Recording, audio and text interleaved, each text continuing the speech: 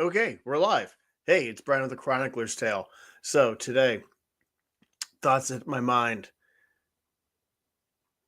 Europe is Europe, and US ain't it.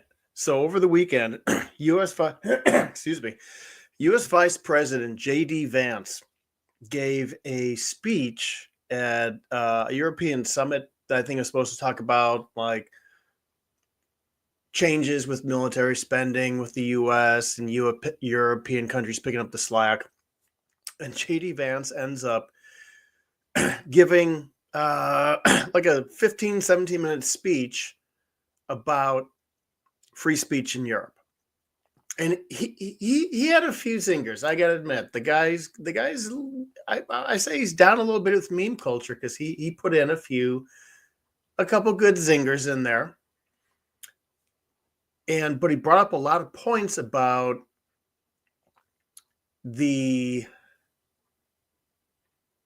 censorship, the blanket censorship that exists in Europe, and how the ability to speak one's mind when it goes against the orthodoxy and policy set by the powers that be can get people into trouble with law enforcement. If you look at Britain, that happens there. Someone says something that, on the basis of it makes someone feel upset.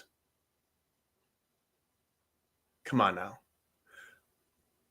But this is where I'm leading into, is that, do I have a pause? Do not have a pause. So bear with me for a second. My apologies.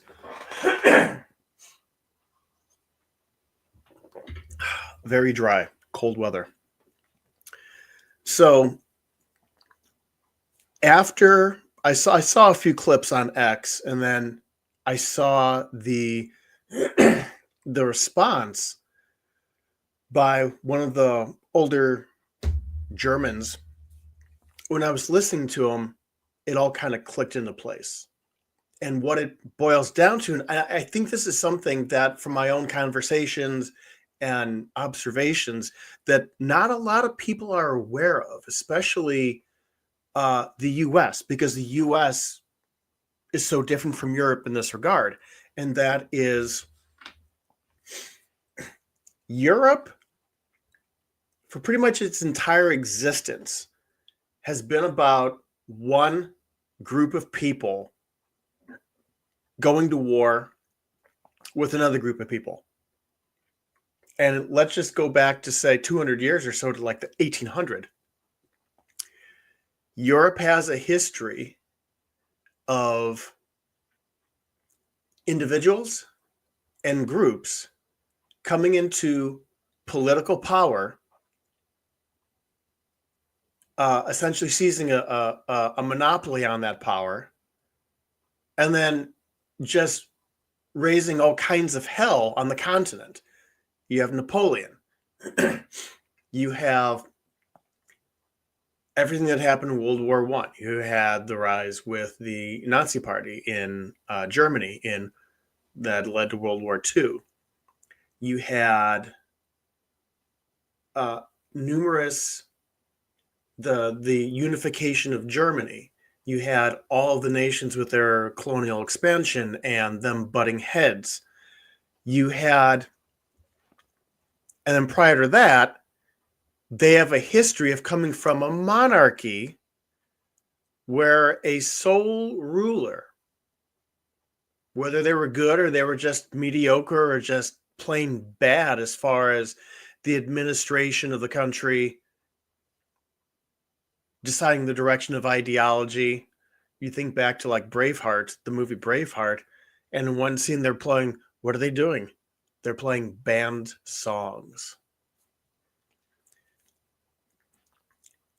And the laws and the policy that the people in the positions of authority, governmental authority in Europe are doing is having these blanket rules to limit what is said out of concern that people will become radicalized and you'll have the rise of the next strong man, or the rise of the next totalitarian party, which raises hell.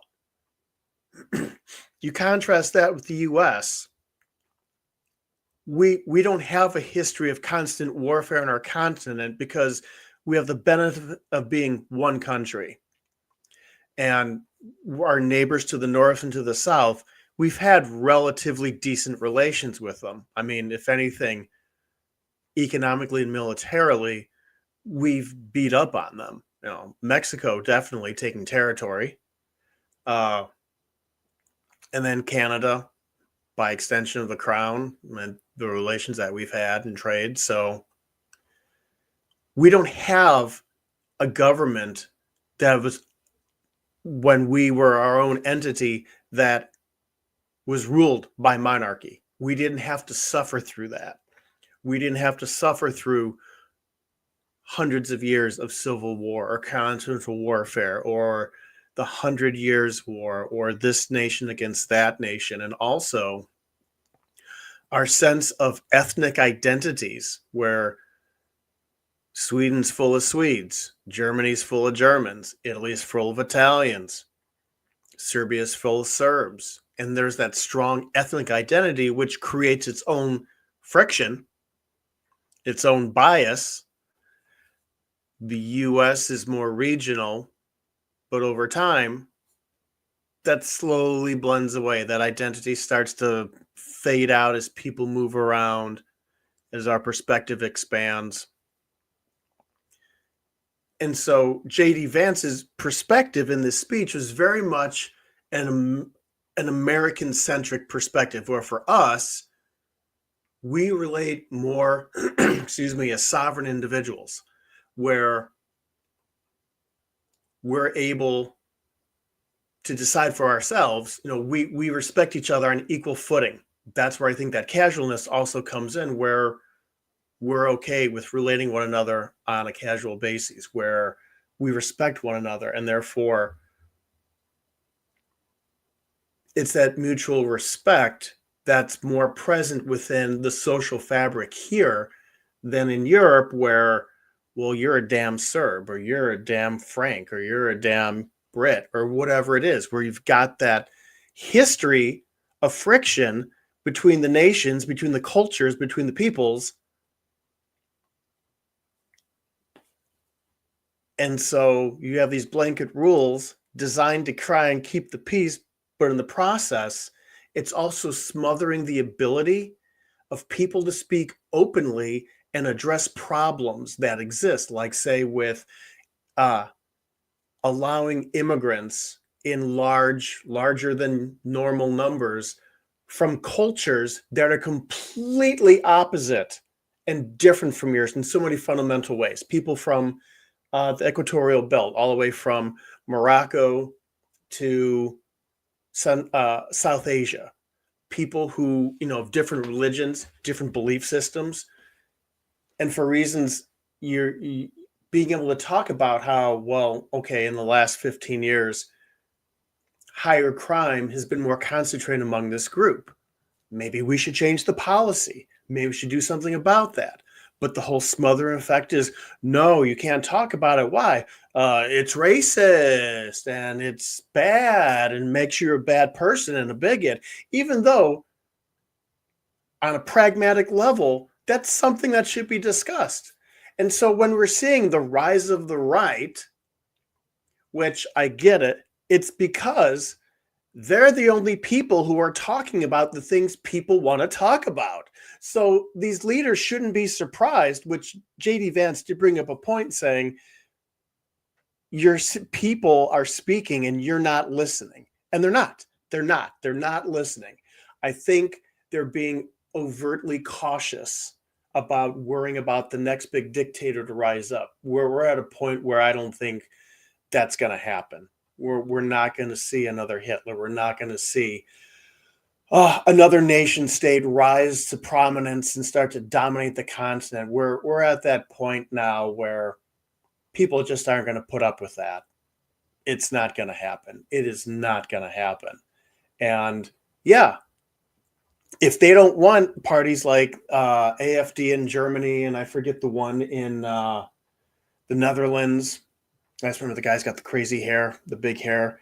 You know, if they don't want that, or just even France or in Italy or anywhere else, they need to lift the blanket ban. So the whole thing I got out of this was just that click and that realization that Europe is very much its own culture. And a lot of Americans, if they haven't either been there or followed it or just don't have the cognizant awareness, it won't click as to why Europe is Europe and we ain't it. We're not. We're fundamentally different in so many ways. We're like the if you think of like the dinosaur species that grew up on the island, separated from the mainland, became its own species with its own characteristics, its own colors, and whatnot. It's the same with us. After 250 years, we've completely branched off and become our own people with our own identity, and it's very different from Europe. We may have cultural roots that extend there, but culturally, we have our own distinct culture at this point. So I found that interesting, and I think in the context of understanding the background of peoples, this little nugget of awareness was an interesting thing to talk about. So I am going to wrap this up. Thanks for watching. Thanks for listening. You can follow the Chronicler's Tale at all of the social media sites listed in the show notes. And with that, be well, everyone. I'll talk to you soon. End day.